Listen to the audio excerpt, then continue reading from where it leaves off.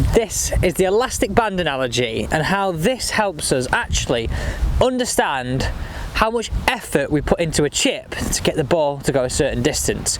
Now, most golfers go wrong where imagine we had effort and we had amount of input we put into a shot and we had the feeling of what we put in terms of commitment here.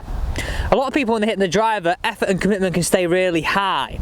When we want to hit a short chip, our effort obviously drops because we don't want the ball to go as far, but very often our commitment drops in the shot, leading to duffs, leading to fats, leading to thins. The idea of this video is to drop the speed, keep the commitment high, start to spin those chips like a pro. Now, the idea of this video all came about from a lesson that I had recently. We were talking about actually how do we creating that nice strike but only on short chip shots. So if you imagine this, got our elastic band, now I want to fire this at you. However far I pull this elastic band back will determine how much it goes through. The speed at which I pull it back, or the distance I pull it back, will mean more speed on the way through.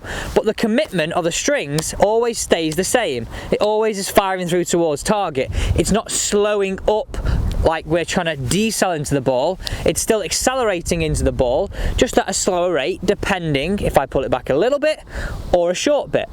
This is why this is a really good way of thinking about a chip shot.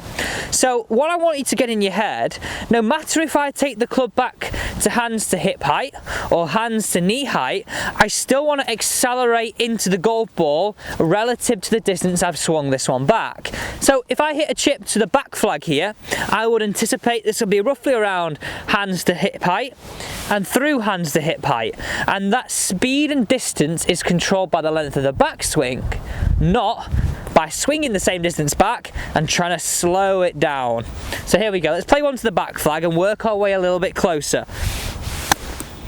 And get it chasing all the way down there. As you can see, real nice acceleration into the shot. That same impetus goes into it in terms of commitment, but for a shorter shot, we just swing it a little bit shorter. Now, the analogy that I used with Yvonne was, okay, imagine you got your driver and you wanted to hit it 30 yards, okay? You wouldn't swing it all the way back here and slow down into the golf ball. She's like, no, I just go like this. Well, the same thing applies to here. If I was chipping it halfway between the back flag and here now, I wouldn't swing it back here and slow down.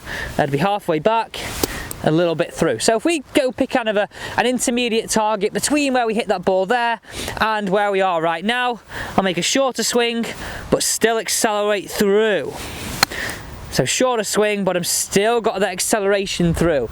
That's what helps us maintain strike. That's what helps us maintain consistency. You look at all the top chippers in the world. Shane Lowry comes to mind. He's really nice and fluid. Obviously, Tiger Woods, Phil Mickelson, all these people, they have that acceleration into the ball. That's why I love this feeling of elastic band. Okay, I only want to chip it 30 yards or 10 yards, let's say. Bring it back a little bit, I can still accelerate back. I want to chip it now 50 yards. I've got to pull it a little bit further back and then let it go through. So you can really see here, the speed is determined by how far I pull it back, but the commitment of the band to go through stays the same. It's not de-accelerating up into the shot and then accelerating after impact. It's a gradual de-acceleration through the ball, which you think about in golf, we hit it, then we slow down. We don't slow down on this downswing until we hit the ball. So the final shot here, let's hit one in between where that ball's gone and me right now. So a little bit shorter back, a little bit shorter through. So I'm feeling as though my elastic band only comes back to here and really get it going through from there. So again, that strike was exactly the same. My elastic band was being pulled back, and that's what determined the difference, and that's what determined the length of the shot. The one thing I want you to take away from today's video is the amount of effort you put in can drop. The amount of commitment you've got to keep stays there. Just keep committed, drop the speed, but drop the speed by the elastic band analogy. Pull it back to get the ball to go further, a little bit less back to get the ball to go a little bit shorter.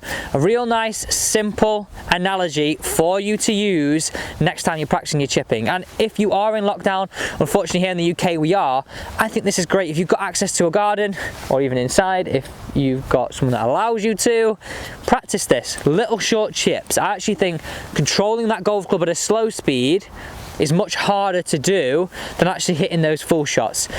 Most people struggle with short pitch shots, half shots, and this is why this analogy will help you no matter if you're hitting a little chip, you're hitting a 40-yard chip, it's exactly the same.